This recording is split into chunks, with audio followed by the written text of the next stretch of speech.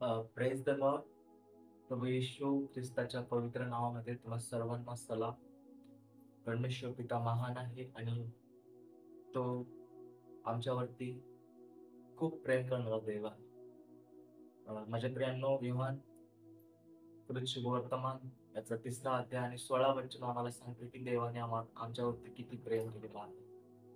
तर परमेश्वराला अ, त्या प्रेमाबद्दल धन्यवाद असो. प्रभूची आपण सर्वजण वचनामध्ये जाणार आहोत. आज मी तुम्हाला पवित्र शास्त्रामधून एक वचन शेअर करणार आहे आणि माझा विश्वास आहे की ह्या वचनाच्याद्वारे परमेश्वर तुमच्याशी बोलेल. आणि माझा हा विश्वास आहे की आज तुम्हाला सत्य समजेल आणि सत्य तुम्हाला स्वतंत्र करेल. आमेन. आणि देवाचं वचन सत्य आहे. ज्यावेळेस आपल्याला हे वचन समजतं तर आपण खूप साऱ्या गोष्टीमधून स्वतंत्र होतो माझ्याकडे. हालेलुया. तर मी तुमच्यासाठी वचन वाचतो, लक्ष देऊन ऐका. स्तोत्र संहिता याचा 37 अध्याय आणि 30 आणि 31 वचन मी वाचतो. स्तोत्र संहिता 37 अध्याय त्याच्यामधला 30 आणि 31 वचन मी वाचतो, लक्ष द्या. नीतिमानाची मुख सुज्ञान वदते, त्याची जीभ न्याय उच्चारिते. त्याच्या देवाचे नियमशास्त्र त्याच्या हृदयात असते, त्याचे पाय घसरणार नाहीत. आमेन. हालेलुया. परमेश्वर या ठिकाणी आम्हाला सांगते की नीतिमानाचा पाय घसरणार नाही. कोणत्या व्यक्तीचा पाय घसरणार नाही? जो व्यक्ती नीतिमान आहे, जो आपल्या मुखातून न्याय उच्चारितो. या ठिकाणी देवाचं वचन सांगतं सुज्ञान उच्चारितो. मला एक तुम्हाला सांगायचं माझ्या प्रियांनो, येशू ख्रिस्ताच्या द्वारे आपणा सर्वांना त्याच्यावर विश्वास ठेवण्याच्या द्वारे परमेश्वराने आम्हाला नीतिमत्वता प्राप्त करून दिलेली आहे. तुम्ही जे मला बघत आहात, तुम्हाला आणि मला परमेश्वराने नीतिमान ठरवलेला आहे माझ्या प्रियांनो. नीतिमान या शब्दाचा अर्थ आहे जो सर्व आज्ञा पाळण्यास समर्थ आहे. आपण आपल्या जीवनामध्ये परमेश्वराने सांगितलेल्या सर्व आज्ञा फक्त आपण त्या आज्ञा पाळण्याचा प्रयत्न करतो माझ्या फ्रेंड. पण आज सुद्धा आपण खूप साऱ्या गोष्टीमध्ये चुकतो. मला तुम्हाला सांगायचं आहे, परमेश्वराला माहिती आहे की मी जी आज्ञा मनुष्याला दिलेली आहे ती आज्ञा मनुष्य स्वतःच्या बुद्धीनं, स्वतःच्या ताकदीनं, त्याच्यामध्ये ती ताकद नाहीये जी आज्ञा परमेश्वराने दिल्या आपल्याला, ती आज्ञा पाळण्याची ताकद मनुष्यामध्ये नाही. म्हणून परमेश्वराने त्याचा एकुलता एक पुत्र प्रभू येशू ख्रिस्ताला या पृथ्वी तलावरती पाठवला आणि त्याच्यावर विश्वास ठेवल्यामुळे आपल्याला नीतिमत्वता प्राप्त झाली. आपल्यासाठी येशूने सर्व आज्ञा पाळलेल्या आहेत माझ्या प्रेमात. आणि येशू आम्हाला म्हणतो की तुम्ही माझ्या मागे या, फॉलो मी. मागे या. मागे या या शब्दाचा अर्थ आहे की तुम्ही मला फॉलो करा. मी जे करतोय ते तुम्ही करा. आता फक्त आपल्याला येशू जे करतोय, येशूने जसं जीवन जगलेलं आहे, प्रभू येशूने जे सांगितलं ते आपल्याला करत राहायचं मला. तर मला तुम्हाला आज सांगायचं आहे की तुम्ही आणि मी नीतिमान आहोत. देवाने तुम्हाला आणि मला नीतिमान ठरवलेलं आहे. तर प्रभूचं वचन आम्हाला या ठिकाणी सांगतं की नीतिमानाची मुख सुज्ञान वदते, त्याची जीभ न्याय उच्चारिते माझ्याकडे. तुम्हाला माहित आहे, इस्रायल लोक काही वेळेस परमेश्वराच्या नावाची निंदा त्यांच्या जीवनाच्या द्वारे लोक परमेश्वराच्या नावाची निंदा करायचे. तुम्हाला आणि मला जर देवाने नीतिमान ठरवलेलं आहे, तर एक गोष्ट नेहमी लक्षात ठेवा, तुमच्याद्वारे देवाच्या नावाला गौरव भेटला पाहिजे.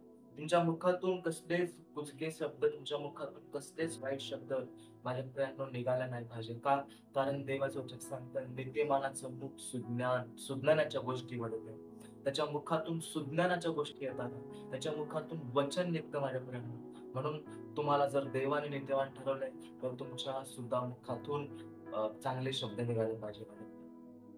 पौलुस एका पत्रामध्ये लिहितात की तुम्ही तुमच्या मुखातून अशा शब्द काढा ज्या शब्दाच्या द्वारे समोरच्या माणसाला कृपा प्राप्त झाली पाहिजे, त्या समोरच्या माणसाला फायदा झाला पाहिजे. हालेलुया. पण या ठिकाणी प्रभू आम्हाला सांगतो की नीतिमानाची जीभ काय उच्चारते? न्याय उच्चारते माझ्या.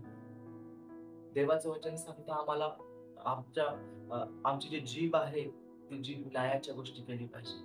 आमेन. आणि पुढे प्रभू आम्हाला म्हणते की त्याच्या देवाचे नियमशास्त्र त्याच्या हृदयात असते, त्याचे पाय घसरणार. मला मेन ह्या गोष्टीवरती बोलायचं आहे की आज आपण स्लीप का होतो? आपला पाय का घसरतो? खूप साऱ्या गोष्टीमध्ये आपण घसरतो.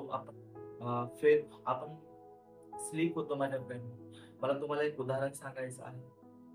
देवाचं वचन आम्हाला सांगतं की ज्यावेळेस परमेश्वर आम्हाला सांगतो की ज्यावेळेस दावीद राजा परमेश्वरा अ, ज्यावेळेस दाविदाला परमेश्वर राजा बनवतो आणि राजा बनवल्यानंतर देवाचं वचन सांगतं एक दिवस दावीद हा युद्धामध्ये जाण्या युद्धामध्ये जाण्याऐवजी तो काय झाला? तो घरी आराम करायला लागला माझ्या मित्रांनो. आणि ज्यावेळेस तो आराम करायला लागला, तो त्याच्या डोक्यामध्ये एक विचार यायला लागला आणि ते विचार सैतानाने त्याच्या डोक्यामध्ये दिलं होतं. तो बेडवरती आराम करत होता. 5-6च्या टायमिंगला तो काय केला? छतावरती फिरण्यासाठी गेला आणि छतावरती फिरण्यासाठी गेल्यानंतर देवाचं त्याची नजर एका स्त्रीवरती गेली आणि त्या स्त्रीसोबत तो पाप करतो. त्या स्त्रीसोबत तो व्यभिचार करतो माझ्या प्रेमात. त्याचा पाय त्या ठिकाणी घसरतो. तो स्लीप होतो. तो घसरतो माझ्या प्रेमात. त्याच्यासोबत असं का झालं तुम्हाला माहित आहे? कारण त्याच्या हृदयामध्ये देवाचं वचन नव्हतं. जर तुमच्या हृदयामध्ये जर देवाचं वचन तुम्ही ठेवलेलं नाहीये, तर लक्षात ठेवा, तुम्ही दाविदासारखं तुम्ही घसरत राहणार, तुम्ही स्लीप होत राहणार माझ्याकडून. जर तुम्हाला जर वाटतंय, की मला दाविदासारखं स्लीप व्हायचं नाही, मला घसरायचं नाही, तर एक काम करा. आज प्रभू आम्हाला म्हणतोय, त्याच्या देवाचे नियमशास्त्र त्याच्या हृदयात असते, त्याचे पाय घसरणार. ज्या व्यक्तीच्या हृदयात देवाचं नियमशास्त्र, देवाचं वचन असतं, त्या व्यक्तीचा पाय कधी घसरणार नाही, तो कधी स्लिप होणार नाही, असं परमेश्वर आम्हाला या ठिकाणी सांगते. माझ्या फ्रेंडनो, मला आज तुम्हाला सांगायचं आहे, तुम्हाला आणि मला प्रभूने नीतिमान ठरवलेला आहे. आज खूप सारे लोक आहेत, कदाचित तुम्ही जे मला बघत आहात, तुम्ही सुद्धा काही गोष्टीमध्ये घसरत आहात, स्लिप होत आहात. त्याचं एकच रिझन आहे, त्याचं एकच कारण आहे. त्याचं रिझन आहे, तुमच्या हृदयात तुम्ही देवाचं वचन ठेवलेलं नाही. हाच दावीद ज्यावेळेस त्याचं वय झालं, तो म्हातारा झाला माझ्या मित्रांनो. हा राजा ज्यावेळेस त्याच्या राज्यभवनामधले लोक देशामधल्या सर्वात सुंदर मुलीला त्याच्या जवळ त्याची सेवा करण्यासाठी येतात. आता दावीद राजा म्हातारा झालेला आहे. तो एका बेडवरती नाही का झोपून राहतो. आता त्याला सेवेची गरज आहे. तर त्याच्यासाठी एका तरुण मुलीला, एका सुंदर मुलीला त्याची सेवा करण्यासाठी त्या ठिकाणी ठेवतात. तोच दावीद, जो दावीद एका स्त्री सोबत व्यभिचार केला होता, तोच दावीद या ठिकाणी माझ्याकडनं जी तरुण मुलगी तिची सेवा करण्यासाठी ठेवलं होतं, त्या मुलीसोबत त्याने पाप केलं नाही. का? कारण त्याने एक गोष्ट शिकली होती, की देवाचं नियमशास्त्र, देवाचं वचन ज्यावेळेस मी माझ्या हृदयात ठेवीन, तर त्यावेळेस मी माझा पाय घसरणार नाही. ही गोष्ट त्याने शिकली होती माझ्याकडे आणि तेव्हापासून तो देवाचं नियमशास्त्र त्याच्या हृदयामध्ये ठेवायला लागला. म्हणून स्तोत्रसंहिता 119 अध्याय 11 वचन आम्हाला सांगतं की मी तुझ्या विरुद्ध पाप करू नये म्हणून मी तुझे वचन मी माझ्या हृदयात जपून ठेवलेलं आहे, माझ्या मनात जपून ठेवलेलं आहे. इंग्लिश मधून लिहिलेलं आहे की तुझं वचन मी माझ्या स्टोरूम मध्ये ठेवलेलं आहे. देवाचं वचन तुम्ही कुठे ठेवत आहात?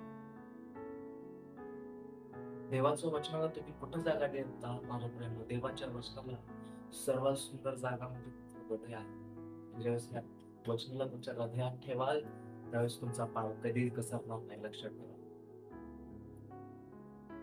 परमेश्वर प्रभू येशू ख्रिस्त 12 शिष्याची निवड करतो. 12 शिष्यांना प्रेषिताचं पद देतो आणि प्रेषिताचे 12 जो शिष्य होता, जो यहूदा इस्करियोत मध्ये खूप सारे मेसेज त्यांनी ऐकले होते. प्रभू येशू ज्यावेळेस लोकांना मेसेज सांगायचा, संदेश सांगायचा, तर संदेशाला त्या यहूदा इस्करियोतने ऐकलं होतं. त्या संदेशाला तो ऐकत होता, तो हृदयात ठेवत नव्हता माझ्या. असं खूप सारे लोक आहेत जे फक्त ऐकतात, पण त्या वचनाला हृदयात ठेवत, त्या वचनाला मनामध्ये ठेवत नाही. म्हणून तुम्ही स्लीप होताय, म्हणून तुमचा पाय घसरतो माझ्याकडे. आज खूप सारे तरुण मुलं आहेत, तरुण मुली आहेत, खूप सारी लोकं आहेत माझ्याकडं. ते ज्यावेळेस एखादा तरुण मुलगा ज्यावेळेस तो एका मुलीकडे, सुंदर मुलीकडे बघतो, तर लगेच त्याच्यामध्ये वाईट वाईट विचार यायला लागतात. तो घसरतो, त्या ठिकाणी स्लीप होतो. का? कारण त्या तरुणाने देवाचं वचन त्याच्या हृदयात ठेवलं नाही, म्हणून तो स्लीप होतो. मला तुम्हाला सांगायचं आहे, की यहुदा सुद्धा स्लीप झाला, तो घसरला. माझ्या प्रियांनो, तो येशू ख्रिस्ताला धरून दिला. का? कारण तो देवाचा वचन हृदयामध्ये ठेवला. म्हणून मला आज तुम्हाला सांगायचं आहे, तुम्ही सुद्धा देवाचं नियमशास्त्र, देवाचं वचन तुमच्या हृदयात ठेवा. तुमचा पाय कधीच घसरणार नाही, लक्षात ठेवा. सैतान हा खूप धूर्त आहे. तो हमेशा तुमच्या डोक्यामध्ये, तुमच्या मनामध्ये खूप वेगळ्या पद्धतीचे विचार टाकण्याचा प्रयत्न करेल. खूप वेगळे-वेगळे विचार टाकण्याचा प्रयत्न करेल. पण तुम्ही ज्यावेळेस देवाचं वचन तुमच्या हृदयात ठेवाल, तर मला तुम्हाला एक सांगायचं आहे, तुम्ही तुमचा पाय कधीच घसरणार नाही. आमेन. माझा विश्वास आहे, माझी आशा आहे, की ह्या वचनाच्याद्वारे परमेश्वराने तुम्हाला अ, खूप साऱ्या गोष्टी शिकवलेल्या आहे आणि माझा विश्वास आहे, की प्रभूने या वचनाच्याद्वारे तुमच्याशी बोललेलं आहे. सर्व महिमा, गौरव, धन्यवाद सर्व परमेश्वराच्या पवित्र नावाला असो. सर्वांना प्रभू येशू आशीर्वादित करो.